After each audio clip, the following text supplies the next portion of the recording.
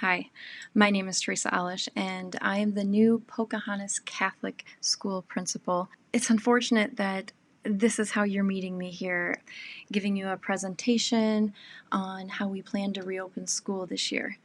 So I'm going to take you through just some slides. I watched Mr. Kramer's over there at the public school and thought, wow, that's a great way to just kind of talk through where we're at. And I'll start off by saying that it's always evolving. So we're going to do the very best we can to give you what we know right now at this time. So bear with me just a second. I'm going to get my slides open here.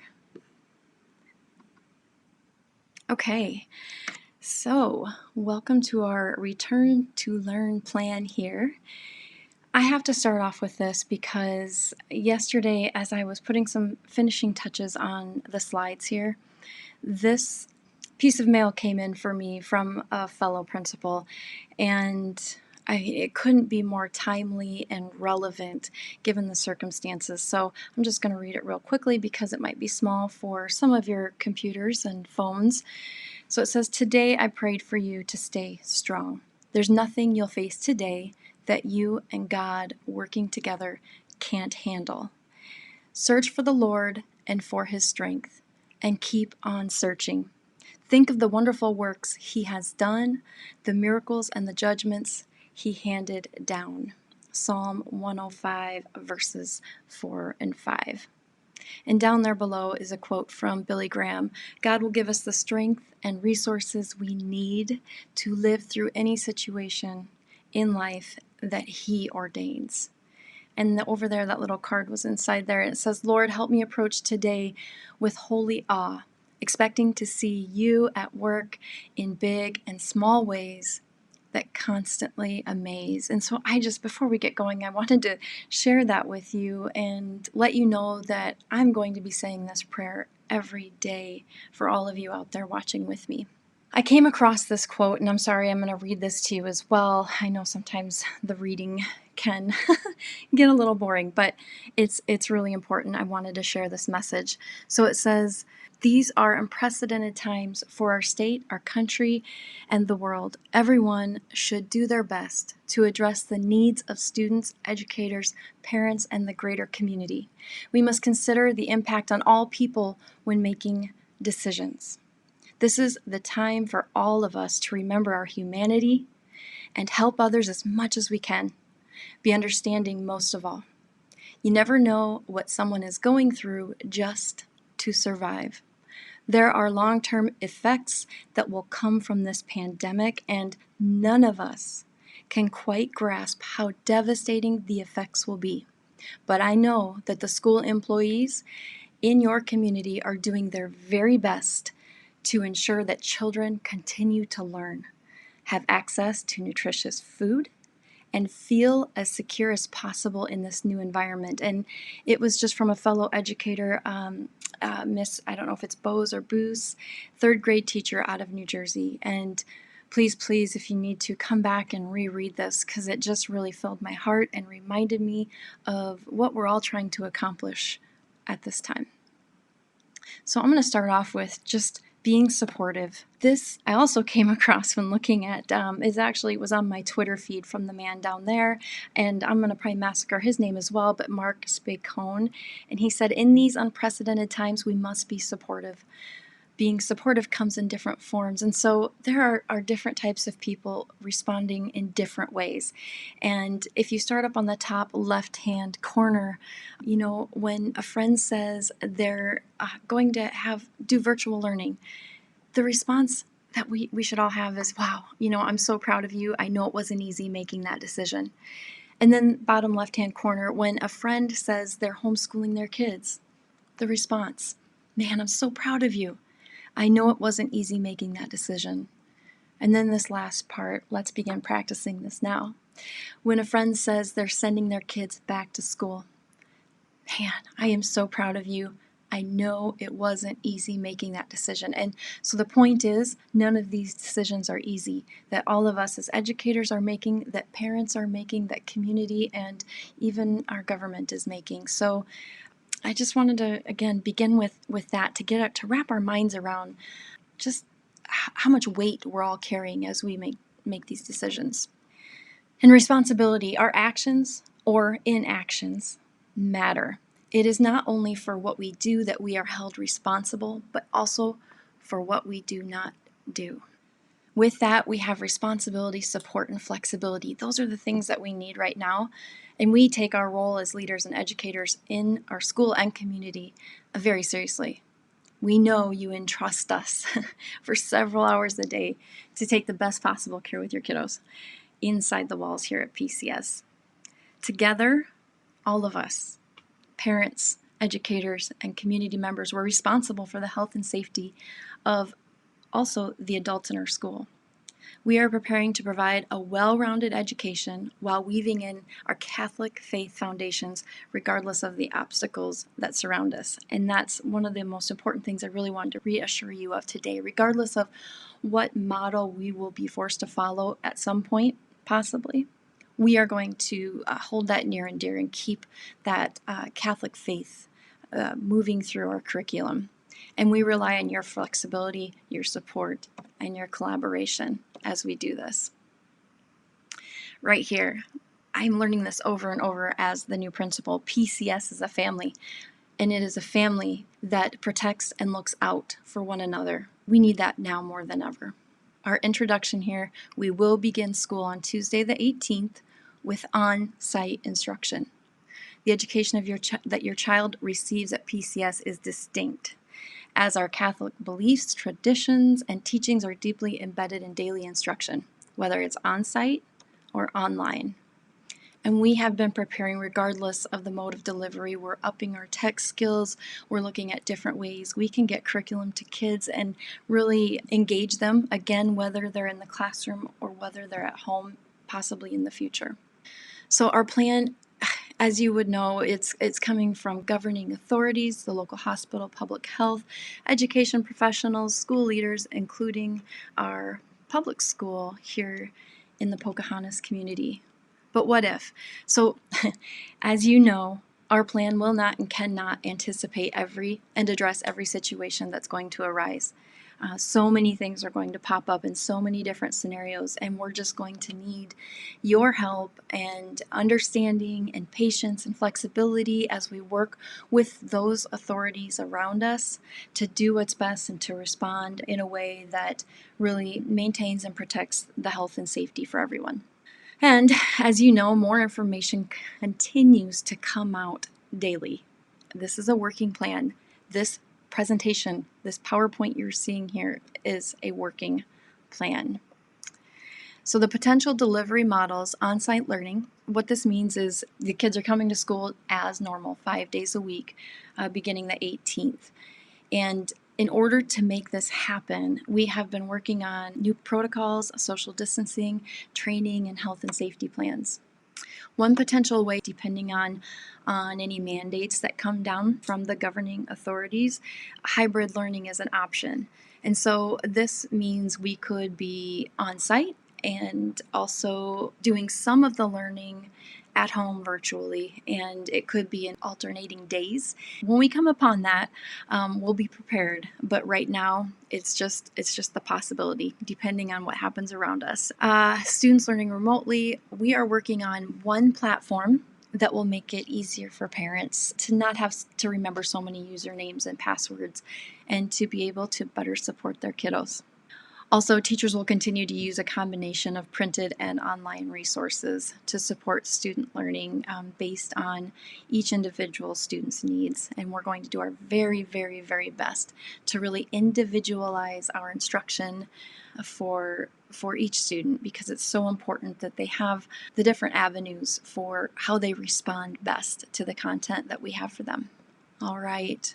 So this was, I was starting to mention this before, but we could be alternating, such as if 50% of the students are in the school on Monday and Thursday, and then they're at home the opposite days, while the other students are in school on Tuesday and Friday. So that's just one possibility.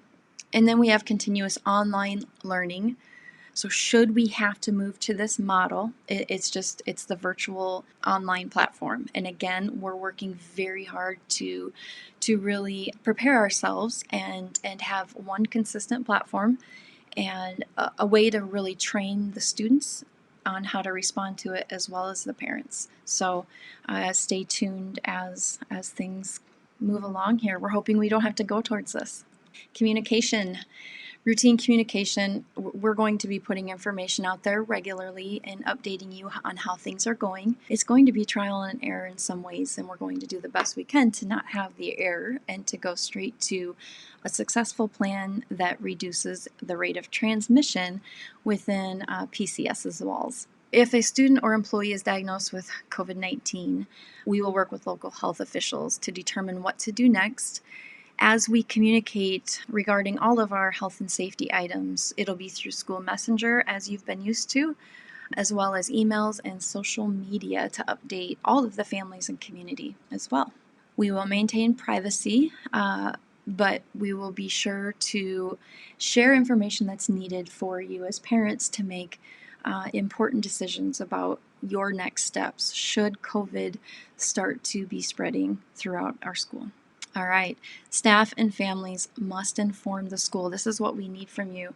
If you or your child has symptoms of COVID-19 or a positive test or were exposed to someone, so that we can take even more precautions as kiddos come into our school. There are so many different types of people that we need to really think about, whether it's that student that may have asthma or may have a condition they don't know about, or any of our staff members who are higher risk. We do have some staff members who are diabetic. We have staff members who are cancer survivors. We have staff members who are up in the upper range that would make them more at risk. And I take my job very seriously when it comes to protecting everyone that comes into PCS. And as I said before, we'll be contacting our public health officials to determine what our next steps are. Health and safety, as though I haven't already been talking about it. But screening, so you've seen a lot about screening and what that means. Fever or chills will keep students home. A temp of 100 or above without the use of Tylenol or ibuprofen. The 100 is the same temperature that PCS has always used. So I want to just make a note of that before I move on here. But again, most of you have seen these. So we have cough, shortness of breath, difficulty breathing, fatigue, muscle or body aches, headache, new loss of taste or smell, sore throat, congestion or runny nose, nausea or vomiting, and diarrhea. We're just going to have to be extra diligent as we move through this school year. Students or staff who become ill while at school will be sent home and quarantined until there's further guidance from health officials. We'll cross this bridge when we get there, as we get more information coming down from those officials. And this is, I've already said this I think twice, just that we're going to be working alongside the Iowa Department of Public Health, Pocahontas County Public Health, to determine what we need to do next, as well as to offer the support that family and staff members need as should anyone in their families become ill. And I already mentioned this as well. We'll be reporting all cases, positive cases, to Pocahontas County Public Health. Face coverings and masks. Face coverings will not be required while students and staff are able to socially distance in the classrooms. Staff will wear face coverings when working one-on-one or in small group settings, and may choose to use the clear face shield which we've purchased for them to use, so that students will be able to see all of the teacher's face. They'll be able to see and watch how their mouths are moving and forming sounds, which is huge at this stage of learning for our, especially our younger students. Face coverings and masks will be required when social distancing is not possible, such as entering and exiting the building, the hallways, and in the common areas. Outside of that, we will be taking as many precautions as we possibly can to minimize how much students would need to be wearing masks. We're going to work hard on how we transition throughout school, and really it's just kind of that entering and exiting, and again in the hallways, to lower the rate of transmission throughout our school from student to student, where they could be taking that home, to vulnerable adults, and also to protect the vulnerable adults within our school building. We ask parents to provide multiple face coverings or masks to allow for a clean covering each day and we will have backups. One of our very own, Jan Crow, has been busy all summer making masks, and she has made enough for 2 extra masks per student. So this is a wonderful gift to each family, and we will be keeping those clean at school. And again, we just ask that you help us out by having some more at home to go into the rotation. So we might be trading them out a couple times throughout the day, just depending on what happens, trying to keep them clean, and we will have procedures for how students set them on their desk. We're working through all those protocols, more information to come on that. We will provide instructions on how to use the face coverings and masks, as well as work on the prevention of stigmas associated with the use or the non-use. I want to remind you at this point in time that there are many different philosophies, many different opinions, and it is our role as educators to do the very best we can to reduce the rate of transmission, to protect the health of others, as well as to keep our school open. If that transmission starts going up, we will have to take other steps, and I know that you all want your students back in school, most of you. We want your kids back in school. It's the way they learn best. So I'm asking you here, I'm almost begging, please work with us and collaborate with us on preparing your kiddos. If you require your child to wear a face covering at all times throughout the day, we will absolutely support this requirement. Also, we highly encourage you to practice with your children. I know we've seen many of you out and about with your kiddos going in and out of the store, and they're already wearing them. And this is also a good time for me to point out that students adapt much more easily than you would think, and sometimes more easily than adults. We've watched a number of videos of other schools from throughout our country, as well as from other countries in the world, who have been keeping their rate of transmission low via some of the methods we're talking about here. And those students adapt, they figure it out, and they want to stay in school. Exceptions will be granted for those students or staff for whom it is not safe to wear a mask due to age or some form of a medical condition. We'll just ask that there's an appropriate medical note from a doctor so that we can support that. Physical distancing, we are going to work hard on getting as close to 6 feet to the greatest extent possible. I know that there are some schools that are going for 3 feet. There are times where that may be the case for us. When that's happening, we're going to try to keep students organized in rows facing forward. There are a number of protocols that are going to go around how we try to maintain some distancing in our classrooms so that students can take their masks off, like I said, for the greater part of the day. We will also have plexiglass or plastic barriers to divide just a little bit more and provide for some more distancing in the cafeteria as well as in the classrooms.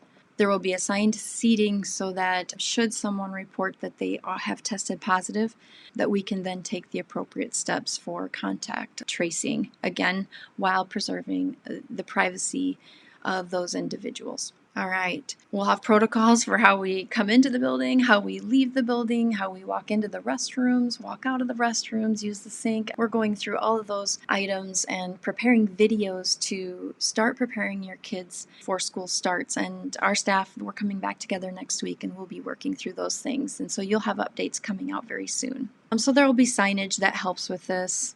We're going to reduce the amount of sharing. We're going to ask that you label your supplies before the first day of school to try to make sure that there's not sharing. All right, cleaning and disinfecting. We have been working through a number of routines and protocols to ensure that we keep our surfaces regularly cleaned, sanitized, and disinfected in accordance with health and safety guidelines, and also that hazardous materials are disposed of properly. Students may bring their own water bottles. We will be using the refillable stations, but we will not be having students using the actual fountain itself. So we're going to ask that you have a bottle for your students, and if they forget any particular day, we'll have some backup plans for those kiddos. All right, bathrooms, equipment, playground surfaces, high-touch surfaces.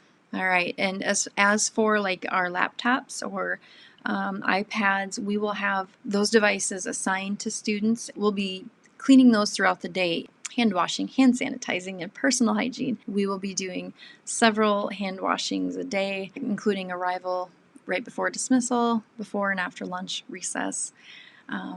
We will have hand sanitizer and tissues available in multiple places. We'll teach students effective hand washing techniques, and staff will model and teach proper prevention routines to students and families around home screening, wearing a face covering, how to wash hands and sanitize, social distancing, as well as going through just the importance of staying home when ill. And we know it's hard. We know that this has been hard on everyone out there. You need to work. We understand that. And the lower we can keep our transmission rate, the more you can keep your kids in school. Limiting exposure. We're going to limit school visitors and access to our building, and there will be more coming out about that. I talked about the plexiglass dividers. We are really working on how to configure and utilize our space to provide for as much distancing as possible. We're going to group students in ways that, again, there will be such a routine about where they are and who they're around, so that they can learn how to keep the space between themselves and that next person who they're always used to keeping that space with. We will also have a protocol for what to do if a student becomes sick at school and how to discharge those students throughout the day. So more to come on that. Training, our staff will be trained through the AEA Learning Health and Safety modules on the best practices. And then we will also stay in touch with our Sioux City Diocese of Catholic Schools office, as well as our Pocahontas County Public Health. New procedures and policies. So this here, I'm going to just fly through this part because this is what we are really working on next week. And it's basically a review of what I said, but we will have it very specific for you so that you know what to expect, so that your kids know what to expect. And that little note there, currently being drafted, it's going to be a revolving draft, and we're going to have to update and change as we learn new things and as we find out and see if and when students or staff become ill. Transportation, PCS will continue to collaborate with our public school here in Pocahontas. Students will be asked to wear face masks while on the bus, as social distancing is just not really possible on a school bus. Bus drivers will be wearing face coverings when loading and unloading students. And this is a note from the public school. We intend to run the buses as we normally do. Please consider whether your child's ride is essential. Consider transporting your child to reduce the number of students riding the bus. And again, students will be asked to wear masks and will be assigned to buses and seats. So what can families do to help? We are working diligently to mitigate as many risks as possible, with the understanding that we rely on you, our families, to do your part to help keep our school community safe and to allow us to remain on site. So we're asking for you to talk to your child about how school will look different and discuss health and safety measures as we start pushing them out to you. Please open up the videos, open up the pictures, look at the posts. It'll probably be overwhelming at first because we're going to be pushing information out. We'll try to do it in an organized fashion as we can so that you can go to it, find it easily, and maybe come back to it if you want to review it once more. Just continue to stay with us and read what we have coming out for you. Make sure your contact information is up to date in our system, so if we need to communicate with you, we can easily reach you. Please keep your child at home if they don't feel well. The temperature has to be below that 100 without the help of any medication. Also, just in case, begin preliminary plans for childcare should we have to move to a hybrid or remote model. Either could occur at any time. It just depends on what happens once we all open our doors and start intermixing all of our children. Report any exposure or positive cases to PCS immediately, so again that we can work to mitigate the spread. And do not hesitate to reach out with questions or concerns. Our school staff is here to help. Our school team continues to receive information almost daily from all of the authorities I've mentioned multiple times here. And we are constantly looking out, and that's why it's taken so long. There's just so much information coming out. I'm also a new principal trying to walk in and learn the ropes as we consider how to come back together. I've already mentioned it may change at any time, and we'll be reviewing with our local leadership teams. As well as, I have to mention here, if you've been with me this long, first of all, thank you. This is a long video. I put a survey out a few weeks ago or a couple weeks ago, and there were some wonderful people who said, absolutely, I'd be willing to help out or sit in on a conversation around some different topics. I want you to know that I'm going to be reaching out to you once we have all of this information compiled in a little bit more of a final form. But in the meantime, if you're thinking about things, anything that I've said here, you have questions, you have concerns, wonders, suggestions, please reach out to me. My email address is teresaalish@pokecatholic.org, TeresaAlesch. Remember, PCS is a family that protects and looks out for one another. We can do this. We can do this together. This is my last slide. Thank you for entrusting us with your most precious gift. Life is a gift. I am so concerned about the potential. I know that most people don't get severely sick, but there are people that do. I have friends who have lost family members. One friend has lost a parent, a sibling, and a best friend. And so the risk is there, and we aren't necessarily all going to escape it. And I ask you to help me, to work with me, to make this year the best year we possibly can, to keep our kids in school by doing just a couple extra things, by working to prevent our healthcare system from becoming overwhelmed because we weren't just a little bit more careful than we could have been. Again, I thank you for bearing with me throughout all of this, and I'm going to say this one more time. Thank you for entrusting us with your most precious gift. From the PCS administration, the leadership team, I should have put our staff and school board. Thank you so much. I can't keep my slide together. It keeps exiting, but I can't wait to meet all of you in person, hopefully sooner than we would all think. Take care, and God bless you.